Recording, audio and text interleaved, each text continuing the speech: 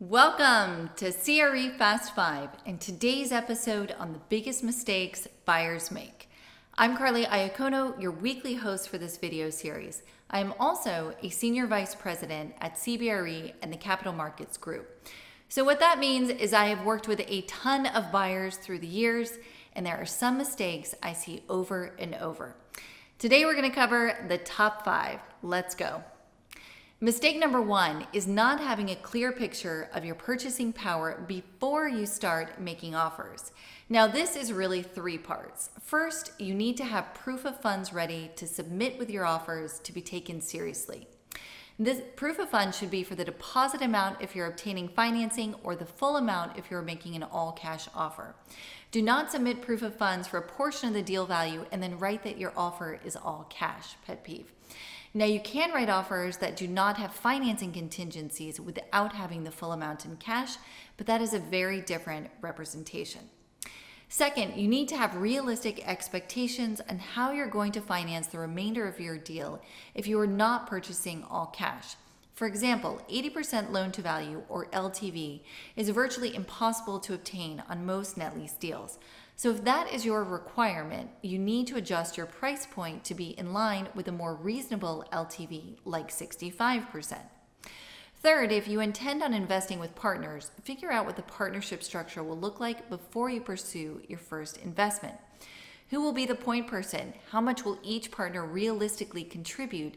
And what reserves do you all have for transaction costs?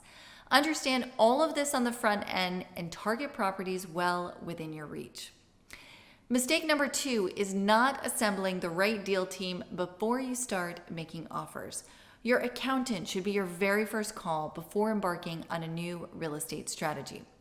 The next 2 members of your deal team should be an experienced and qualified commercial real estate attorney and a successful broker who specializes in the property type that you are pursuing. For your attorney, you should research, interview, and select your counsel before, again, you write that first letter of intent. Most experienced net lease attorneys are comfortable representing clients who are purchasing properties out of state. So the specific location of the property or properties you select should not be a roadblock to finalizing counsel.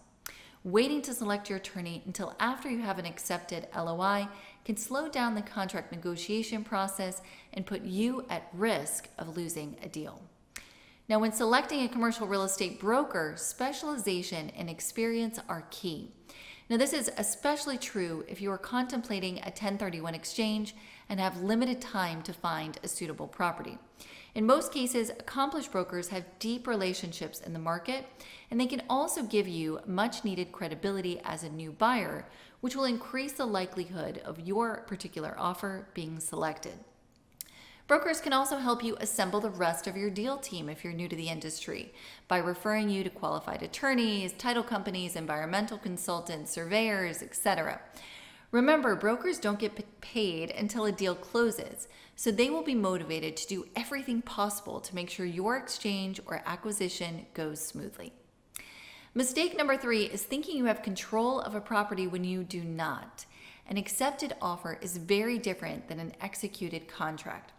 LOIs are typically non-binding on both sides, and unless you have very specific exclusivity language in your offer, you have no control over an opportunity as a buyer until you have a signed contract in hand. Move through your review of the contract with your attorney as efficiently as possible to minimize the chance of losing the deal along the way. Mistake number 4 is glossing over due diligence. I see this most often with all cash buyers. Without a lender dictating the inspections that are necessary, it's easy to skip updating third-party reports or brush over things that may be unfavorable. Don't try to save a few $1,000s by skipping the Alta survey or the Phase 1 environmental report. Now, the only exception here may be if the reports are available and they're less than 1 year old. Even then, you're going to want to review them carefully and have them recertified to you. Now, there's a lot more that goes into a comprehensive due diligence effort, such as title review, understanding zoning, lease review, etc. I'll be publishing a new episode of CRE Fast 5 in the near term that will break down due diligence considerations in more detail. Stay tuned. Mistake number 5 is not having an exit strategy upon acquisition.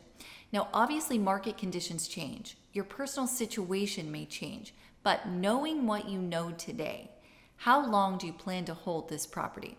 What do you think it may be worth when you go to sell? What is your best and worst case scenario, and can you live with both? There is so much more to investing wisely, but in an ultra competitive market, being prepared should allow you to move efficiently instead of recklessly. That was CRE Fast 5. I'm Carly Iacono. I'll see you next week.